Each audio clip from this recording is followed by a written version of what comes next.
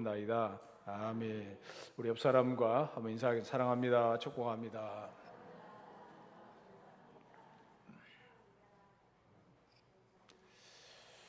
올해는 6.25 사변이 발발한 지 74주년이 되는 해입니다. 그리고 내일 모레면은 6.25 동란이 있었던 바로 그 날입니다. 6.25 전쟁은 우리 민족에게 엄청난 상처를 남겼습니다. 수많은 사람들이 죽어 나갔고 많은 핍박도 있었습니다. 전쟁이 발발한 지 74년의 세월이 흘렀지만은 아직도 전쟁의 상처는 아물지 않고 있습니다. 우리나라 비무장지대의 넓이는 여의도 면적의 334배로 그곳에 멸설된 지뢰가 100만여 개로 성인의 15걸음마다 한 개씩 멸설되어 있다는 소식입니다. 그리고 최근에 북쪽에서 지뢰를 다시 멸설하다가 지뢰 폭발로 북한 군인들이 많이 희생됐다는 소식을 들었습니다. 이것이 바로 우리의 현실입니다. 우리가 알아야 할 사실은 전쟁이라는 이 엄청난 사건은 하나님의 허락하심이 없이는 일어날 수가 없는 일입니다. 공중에 나는 새 한 마리도 하나님의 허락하심이 없이는 떨어지는 법이 없다고 예수님께서 말씀하셨습니다. 요한계시록 3장 7절 말씀을 같이 한번 읽습니다. 요한계시록 3장 7절입니다. 같이 읽겠습니다.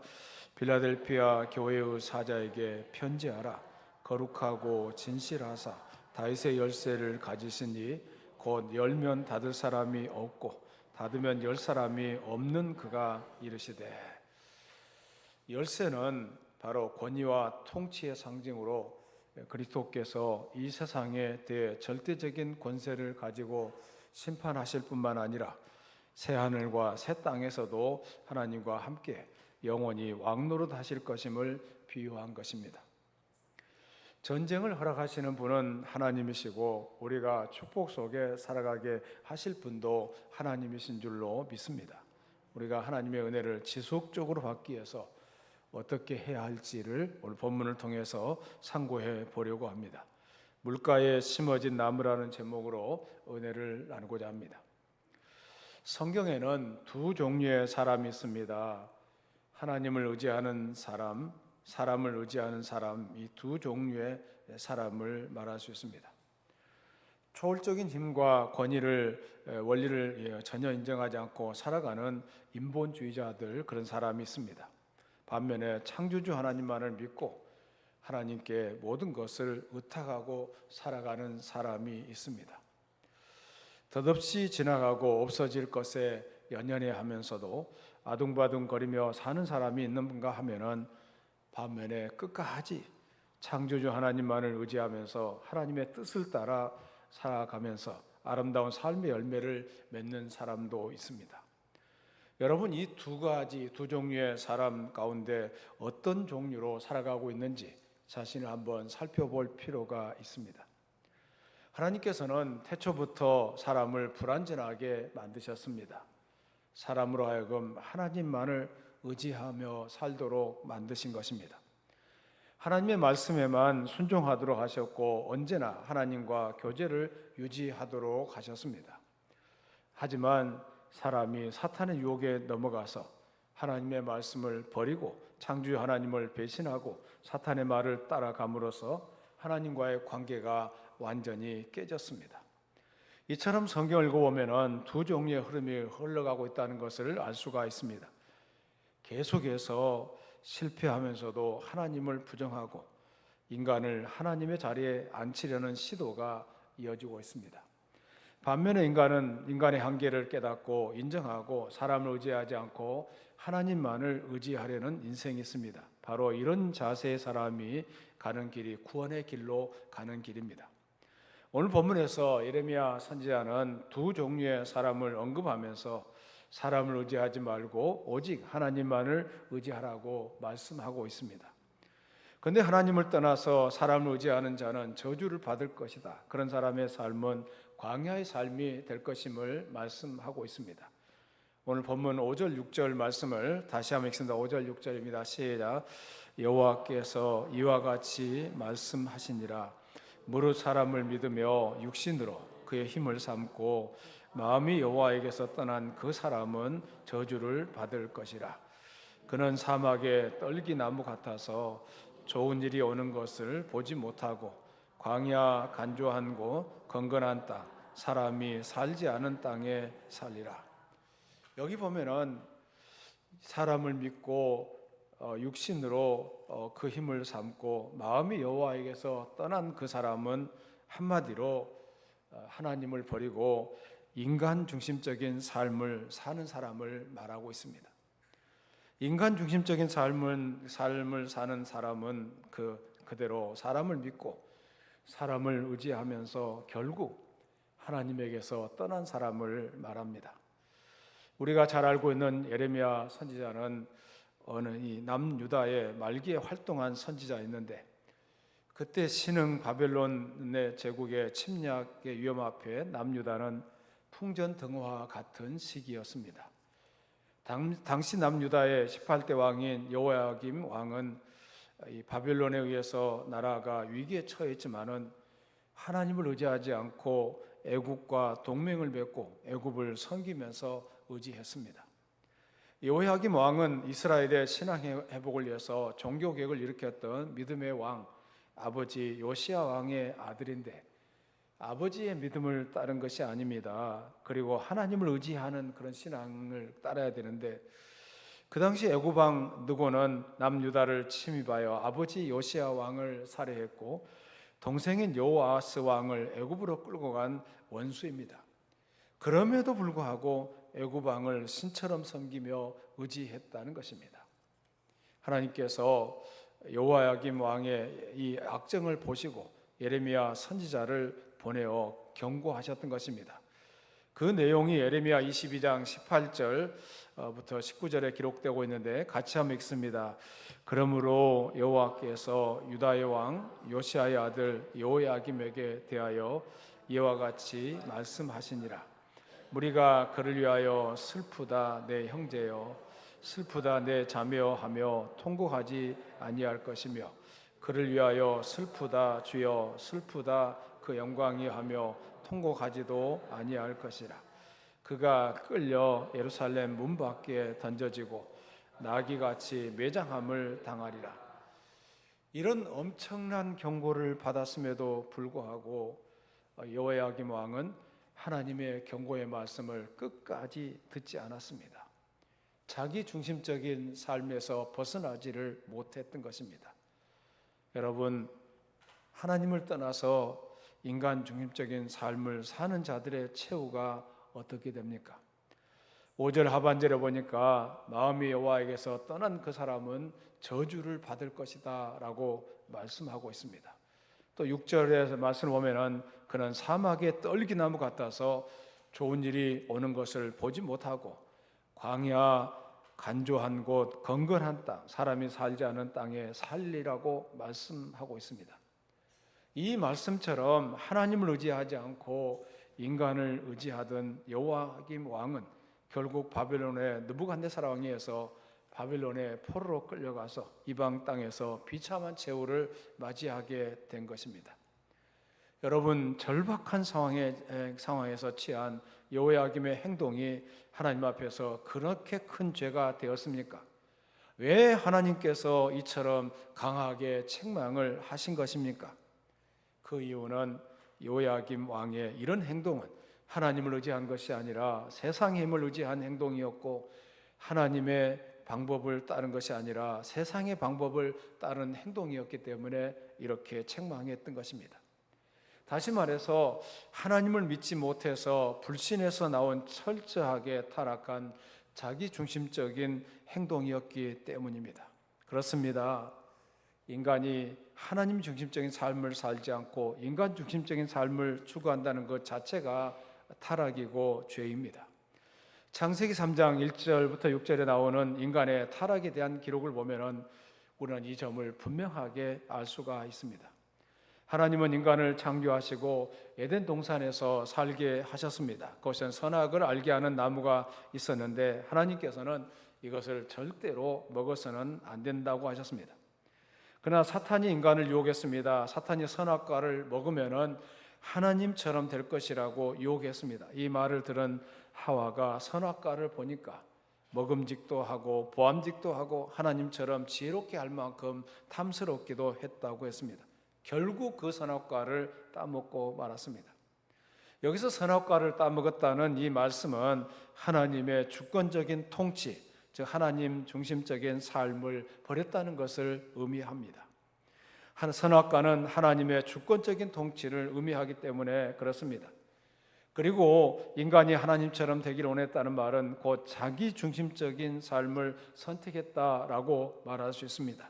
이처럼 인간 타락의 기록을 보아도 자기 중심적인 삶이 타락의 본질이라는 것을 말씀하고 있습니다.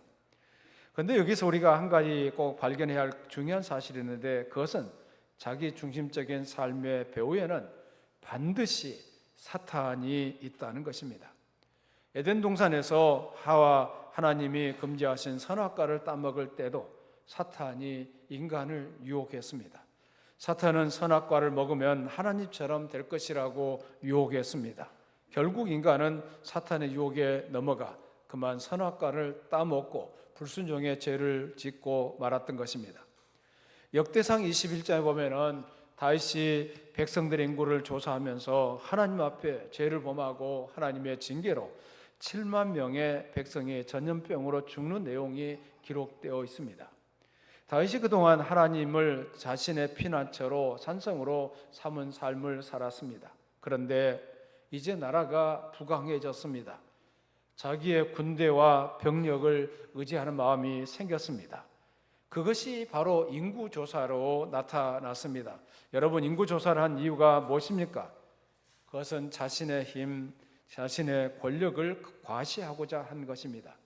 다시 말해서 여기 말하는 인구조사는 하나님 중심적인 삶에서 자기 중심적인 삶으로 전락한 것을 의미합니다. 그래서 이것이 엄청난 죄가 된 것입니다. 그런데 그 배후에는 사탄이 있었다고 했습니다. 역대상 21장 1절 말씀을 같이 읽겠습니다. 시작. 사탄이 일어나 이스라엘을 대적하고 다윗을 충동하여 이스라엘을 계수하게 하니라. 다윗이 인구조사를 했는데 그 인구조사를 한 이유가 무엇입니까? 바로 사탄이 그 배후에서 역사했다는 것을 말씀하고 있습니다. 하나님 중심의 삶에서 자기 중심적인 삶으로 분명히 물러섰다는 것을 얘기하고 있습니다. 이것은 예수님의 수제자인 베드로의 예를 보면 더 확실하게 알 수가 있습니다. 예수님께서는 십자가에 돌아가시기 전에 제자들을 집중적으로 훈련시키는 과정을 하셨고 이제 다가올 죽음과 그 후에 있을 부활에 대해서 말씀하셨습니다. 그러자 베드로가 예수님을 붙잡고 강력하게 항의하면서 이런 일은 절대로 일어나지 않을 것이라고 말했습니다. 물론 베드로가 이렇게 행동한 것은 무엇입니까? 예수님을 사랑했고 예수님을 위해서 기꺼이 목숨이라도 내놓을 수 있는 사람이었기 때문에 이런 말을 할 수가 있었습니다. 그런데 예수님은 그런 베드로를 향해서 사탄아 내 뒤로 물러가라, 너는 나를 넘어지게 하는 자로다 라고 책망하셨습니다. 예수님께서 심하게 책망하신 이유가 무엇입니까? 베드로의 이러한 행동이 나름대로 좋은 의도에서 나왔다고 할지라도 그가 자기 중심적으로 행동함으로 그 배후에 하나님의 계획을 대적하려는 사탄의 영향력이 있었기 때문입니다. 여러분, 우리가 주님을 따라가는 데 있어서 좋은 동기는 매우 소중합니다. 그러나 좋은 동기만을 가지고는 부족합니다. 베드로는 나름대로 좋은 동기를 가지고 있었지만은 자기 중심적인 행동을 했기 때문에 배후에 사탄이 있다는 것을 알지 못했습니다. 그러므로 자기 중심적인 삶에는 어떠한 하나님의 생명도 없습니다. 자기 중심적인 삶은 타락한 삶이기 때문에 거기에는 어떠한 하나님의 생명도 기대하기가 어려운 것입니다. 창세기 3장 7절부터 19절에 보면 아담 하와가 선악과를 따먹은 후에 하나님 중심의 삶에서 자기 중심적인 삶으로 더 타락했습니다. 그리고 그들에게 나타난 결과를 보면 이것을 우리는 분명하게 알 수가 있습니다. 먼저 이들은 하나님과의 관계가 완전히 끊어졌습니다. 하나님께서 정령 죽으리라고 말씀하신 대로 그들의 영은 생명의 근원이 되시는 하나님에게서 끊어져 곧바로 죽음이 찾아오게 되었습니다.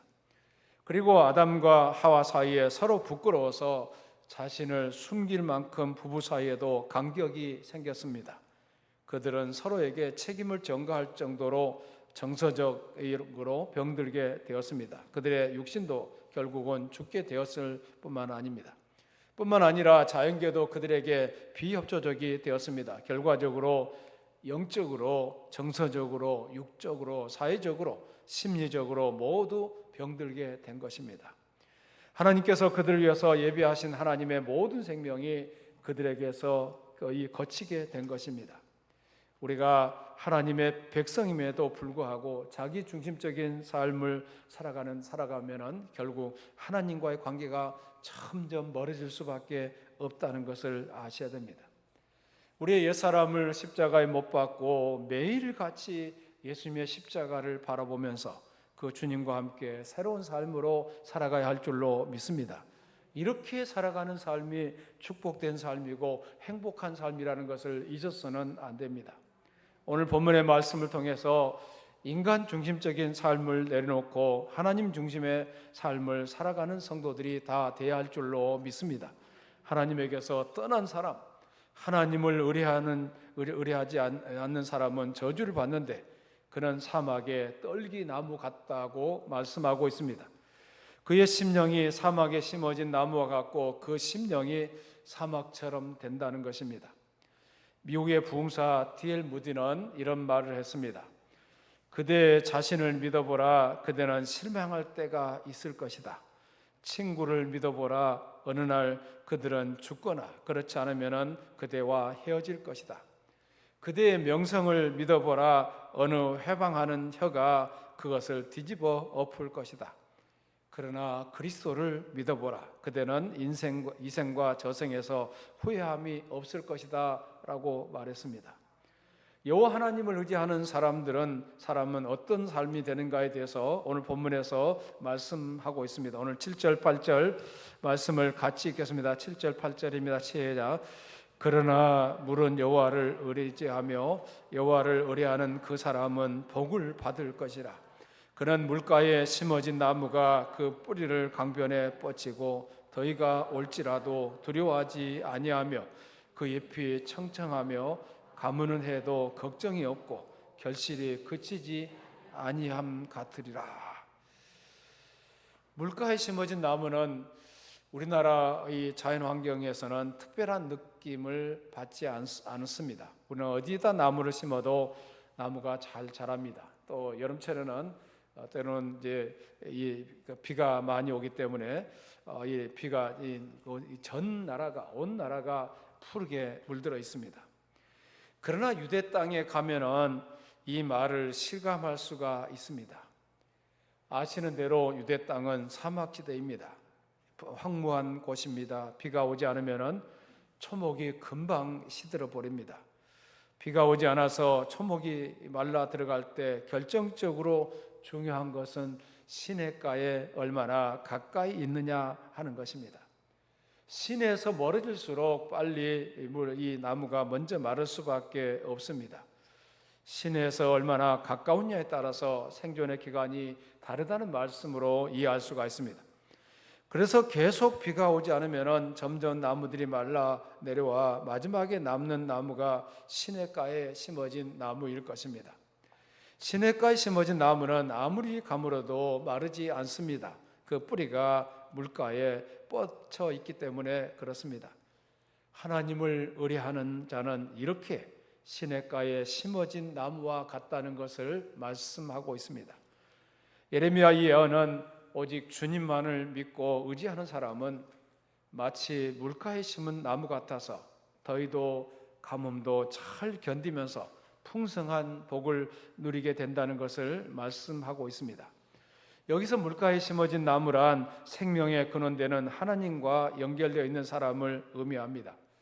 그러므로 물가에 심겨진 나무는 오직 하나님만을 믿고 의지하는 사람으로 그리스도 예수님의 말씀을 사모하고 예수님의 마음을 따라서 살려고 하고 예수님의 심장으로 판단하고 그렇게 살아가는 사람을 말합니다. 이런 사람들이 바로 말씀을 읽고 말씀을 상고하고 말씀대로 살려고 갈망하고 정성을 다하는 사람인데, 그런 사람들에게 풍성한 열매가 맺혀진다는 것을 말씀하고 있습니다. 여러분, 성경 말씀이 즐거우십니까? 성경 읽기를 즐거워한다는 것은 여러분이 나사렛 예수 그리스도를 사랑하는 것과 정비례하는 것입니다. 세상을 사랑하는 사람은 성경 말씀에 별로 관심이 없습니다.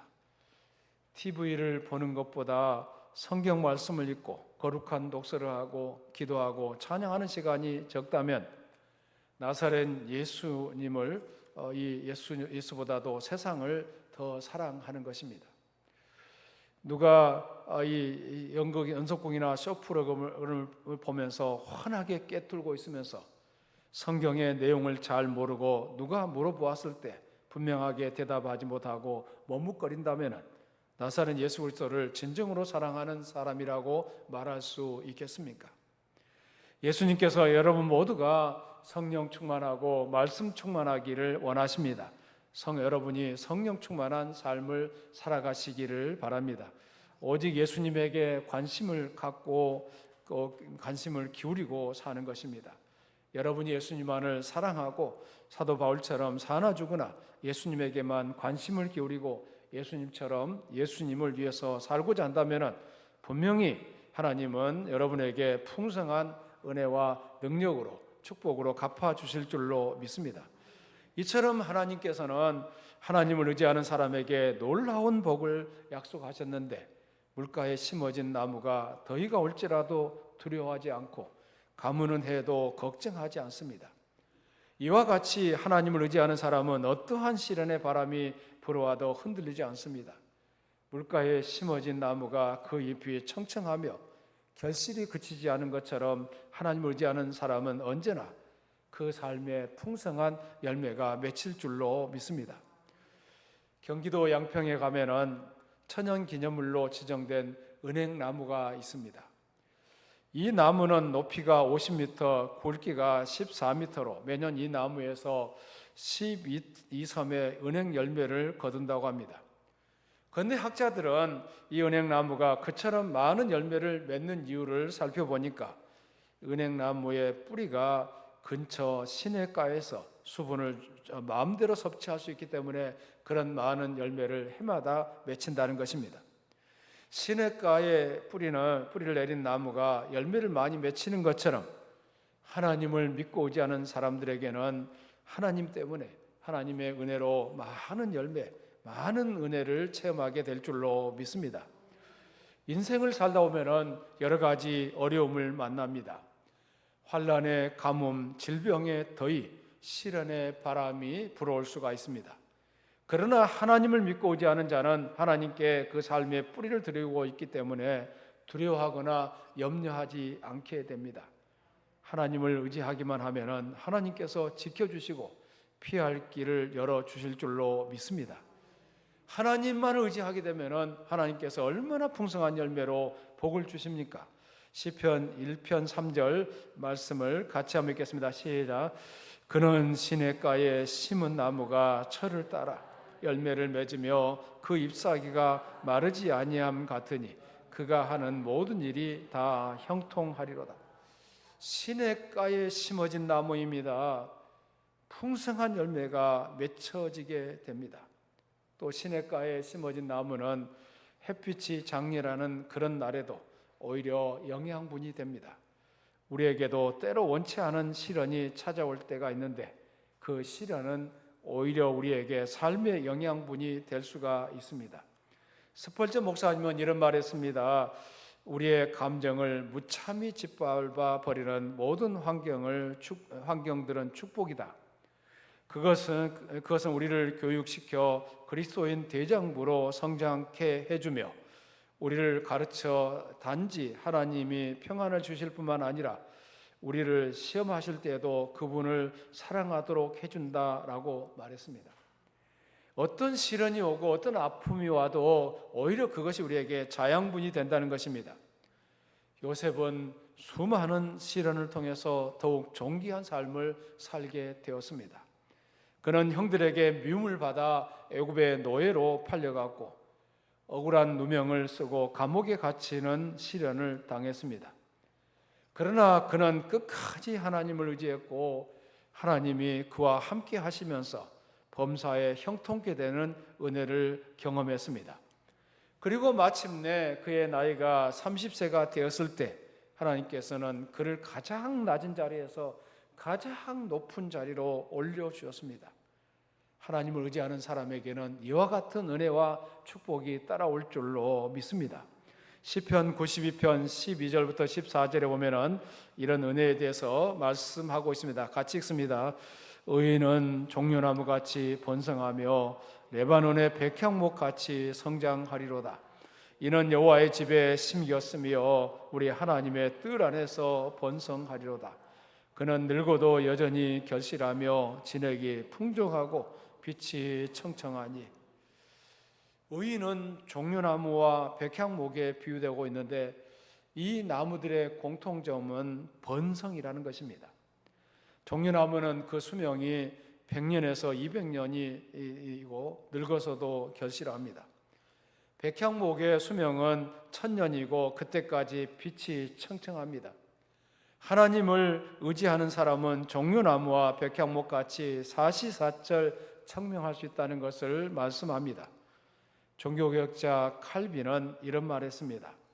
하나님과 함께하면 우리가 하는 모든 일이 형통하지만 하나님을 떠난 우리의 모든 삶은 헛된 뿐이라고 말했습니다. 우리가 하나님을 믿고 나가기만 하면 하나님께서 우리의 삶을 책임져 주실 줄로 믿습니다. 톨스토이라는 사람을 잘 아실 것입니다. 이분은 부유한 귀족 출신에다가 작가로서도 크게 성공해서 부러울 것이 없는 생활을 하고 있었습니다. 하지만 그에게는 참된 만족이 없었습니다. 죄에 대한 공포로 불안한 나날을 보내고 있었습니다. 그러던 어느 날 한적한 시골길을 걸어가다가 너무 평화로 보이는 한 시골 농부를 만났습니다. 톨스토이가 농부에게 묻습니다. 당신이 그 평화롭게 보이는데 그 평화로움의 비결은 무엇이요? 농부가 웃으면서 대답하기를 저는 항상 하나님만을 의지하고 살지요. 그래서 제 마음은 늘 기쁩니다. 그 말을 들은 톨스토이는 그때부터 진지하게 하나님을 찾기 시작했고 결국 하나님을 만나 과거의 불안과 공포에서 벗어날 수 있었다고 합니다. 우리를 불행하게 만드는 원인은 무엇입니까? 성경은 말씀하시기를 사람을 믿고 육신으로 그의 힘을 삼고 마음이 여호와에게서 떠난 그 사람은 저주를 받을 것이라고 경고하고 있습니다. 우리가 불행하게 된 이유가 무엇입니까? 하나님을 떠났기 때문입니다. 하나님을 멀리하고 세상만을 바라보았기 때문에 그렇습니다. 사람을 믿고 신용카드를 빌려주었다가 고통을 겪는 사람들에 대한 얘기를 듣습니다. 사람을 믿고 보증을 섰다가 모든 재산을 날리고 불행해진 사람도 얘기를 듣습니다. 사람을 지나치게 신뢰하고 중요한 비밀을 말했다가 누설하는 바람에 공경에 처한 얘기도 들려옵니다. 사람을 믿고 의지하다가 배신을 당하여 불행해진 사람을 우리 주변에서 너무 자주 보고 있습니다. 그럼에도 사람을 하나님처럼 믿고 의지하며 그가 행복을 줄 것이라고 착각하는 사람들이 많습니다. 사람을 의지하여 나아가다가 결국 저주를 받고 불행하게 된다는 경고의 말씀을 우리는 가볍게 여겨서는 안 됩니다. 여론조사의 대명사와 같은 갈렙이라는 사람이 한 번은 어떤 사람이 가장 행복한지를 연구하기 위해서 여론조사를 실시해 보았습니다. 그 여론조사를 한 결과 다음과 같이 발표했다고 합니다. 조사 결과 가장 행복한 사람은 생생한 종교적 체험을 가진 사람들이었고 가장 불행한 사람은 밤낮으로 술집을 드나드는 사람들이었다라고 말했습니다. 우리 자리에 함께한 여러분들은 이미 행복할 수 있는 조건을 간직한 사람들입니다. 예수 이름으로 모였고 예수님 안에서 우리가 행복한 기회를 갖고 있는 사람들인 것입니다. 우리 모두가 행복할 조건을 가지고 있는데 예수님을 바라보면서 믿음의 길을 잘 달려가야 할 줄로 믿습니다. 프랑스 왕 샤를르 9세가 시인 따소에게 이렇게 물었습니다. 그대는 가장 행복한 자가 누구라고 생각하느냐? 그러자 따소가 말하기를 하나님이십니다 라고 대답했습니다.